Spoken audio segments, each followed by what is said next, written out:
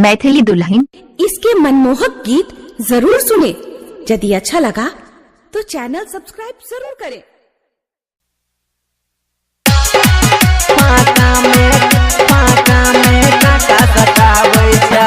DJ Sumit Satish,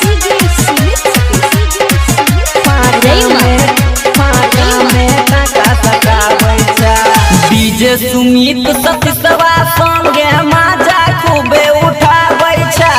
DJ Sumit सतीशवा संगे माजा खूबे उठाबै छै। गे माजा खूबे उठाबै छै। तू ओकरे संगे गे छौरी भाटा में टाका सटाबै छै। तू ओकरे संगे गे छौरी फाका में टाका सटाबै छै। अखन अहाँ सुन रहल छी हाजे दिलसँ झारखंड फिल्म्स के शानदार प्रस्तुति। टाका सटाबै छै। डीजे सत्यम मदना बाजार। तू ओकरे संगे गे छौरी फाका में टाका सटाबै छै। के रहै छै छौरी गजबे सिंगार गे। ऊपर झापल छौनी चाह रहै छौ घर गे। रहै छौ घर गे। के रहै छै छौरी गजबे सिंगार गे। ऊपर झापल छौनी चाह रहै छौ घर गे। सब छौड़ा के मन ललचा के उठा किया देखाबै छै।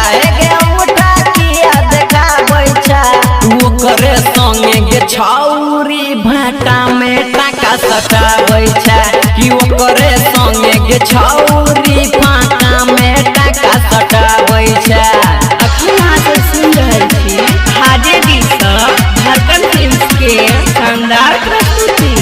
फाका में टाका सटाबै छै। डीजे सत्यम मदना बाजार। डीजे सुमित सतीश के चलै छै बड़ नाम गे। ओकरे नाम के गाना बजै छै गाम गे। बजै छै गाम हे। डीजे सुमित सतीश के चलै छै बड़ नाम गे। ओकरे नाम के गाना बजै छै गाम गे। होठ में लाली कान में बाली लगा के तू मन सनकाबै छै। गे लगा के तू मन सनकाबै छै। कि ओकरे संगे गे छौरी भाटा में टाका सटाबै छै। तू ओकरे संगे गे छौरी भाटा में टाका सटाबै छै। डीजे सुमित सतीश,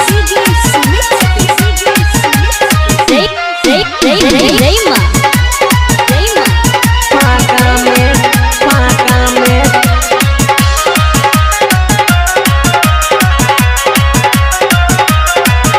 तू ओकरे संगे गे छौरी फाका में टाका सटाबै छै। कहै छौ प्रकाश सुन नह बन नहीं पवित्र। रामा के छौड़ा सब बुझै छौ तोहर चरित्र। कहै छौ प्रकाश सुन न बन नहीं पवित्र। वीरपुर के छौड़ा सब बुझै छौ तोहर चरित्र। राइटर शशि के